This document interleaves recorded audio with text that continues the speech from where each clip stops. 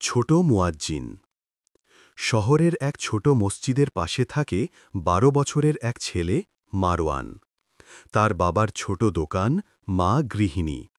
মারওয়ান প্রতিদিন স্কুল থেকে ফিরে মসজিদের সামনে খেলতে যায়, কিন্তু নামাজের সময় আজান শুরু হলেই দৌড়ে ভেতরে ঢুকে পড়ে।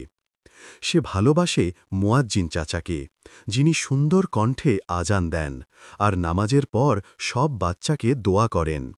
একদিন বিকেলে মসজিদের ইমাম সাহেব ঘোষণা দিলেন, মুয়াজ্জিন চাচা অসুস্থ, কয়েকদিন বিশ্রামে থাকবেন।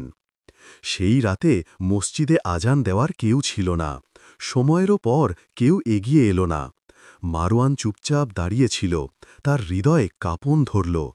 আল্লাহর ঘর নীরব কেন? সে সাহস করে মাইক হাতে নিল এবং প্রথমবারের মতো উচ্চারণ করল, আল্লাহু আকবার, আল্লাহু আকবার। তার কণ্ঠ ছোট কিন্তু নিষ্পাপ। রাস্তার মানুষ থেমে গেল, দোকান বন্ধ হল, সবাই অবাক হয়ে তাকাল।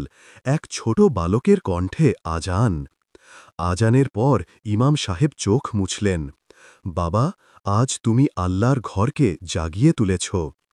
পরের দিন থেকে পুরো এলাকা তাকে ডাকে ছোট মুয়াজ্জিন নামে। মারওয়ান প্রতিদিন নামাজের সময় আজান দেয়।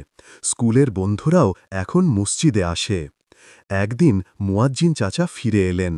তিনি মারওয়ানের মাথায় হাত রেখে বললেন, বাবা, আমি অসুস্থ ছিলাম, কিন্তু তুই আমার কাজটাও করে দেখালি।